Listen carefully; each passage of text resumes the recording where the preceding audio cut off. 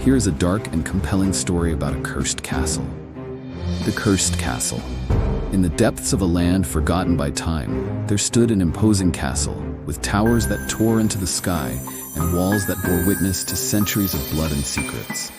Eldoria Castle was known for its Gothic beauty, but also for a dark curse that doomed all who dared to inhabit it.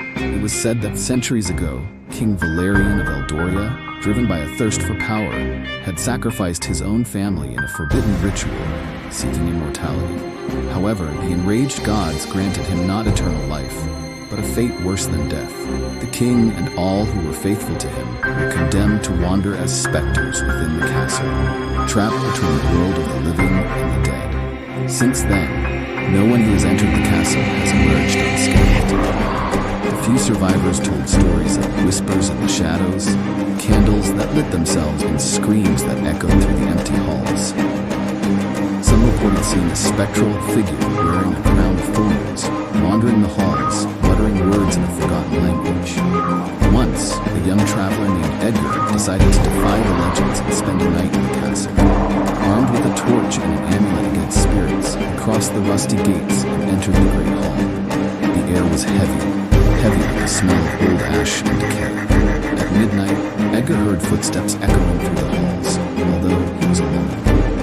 The mirrors began to reflect figures that were not there, and a deep voice whispered his name. When he tried to run, the doors closed of their own accord.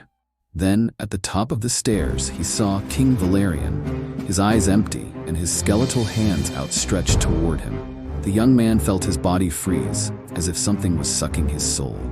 It was then that he remembered the amulet. Holding it tightly, Edgar muttered a forbidden prayer he had learned from an old witch. An intense light exploded from the object, dispelling the darkness for a brief moment. The cursed king let out a cry of agony and disappeared, along with the whispers and shadows.